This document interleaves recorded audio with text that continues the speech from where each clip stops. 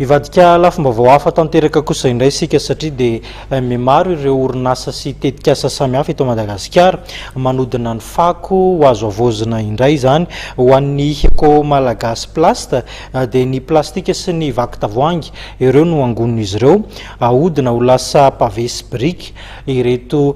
fako ireto zany ary dia avozina hanana endrika hafa indray ahafahana mampiasa izany.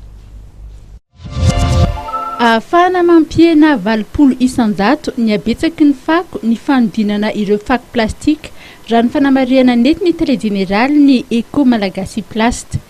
Ireo sachet sy tavoahangy plastika dia akora fototra anamboarana ny pavé autobloquant.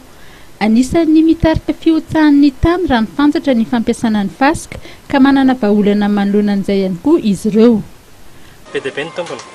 Ny tombony aloha dia eo ilay fanadiovana ny tanàna satria fatantsika fa maloto ny tanàna indrindra Antananarivo zany izao malaza fa efatra tany farany maloto indrindra dia ny tanjonay dia aniena an'izay fakotsika izay dia nefa ny fako iny afaka mitondra zavatra be dia be indrindra Madagasikara fampandrosoana afaka anaovana lalana io afaka anaovana trano ny plastika zany dia ohatr'izay koa nanampy an'ilay vera zao zay satria rehefa kelikely dia tsy azo ampiasaina intsony ny fasika fa mampisy érosion fihitsahan'ny tany dia namadika an'izay fasika zay nataonay ho tavoahangy ciment de verre zany dia angoninay koa zany amin'izao zay tavoahangy na vaky tavoahangy vaky nafitaratra ho angoninay daholo koa zany. Manaja ny tontolo iainana ny brique écologique vokarin'izy ireo raha nambarany PDG ny Eco Malagasy Plast.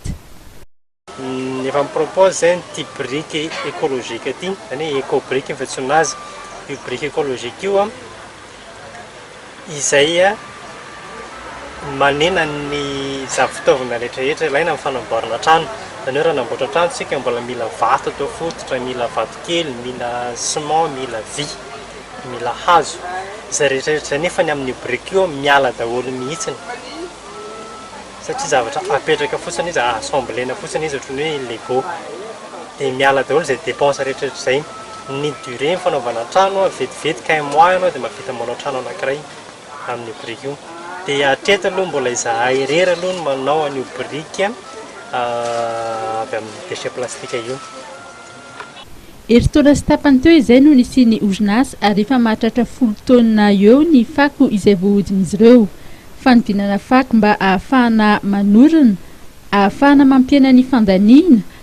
ary ahafahana manatratra ny fampandrosoana maharitra.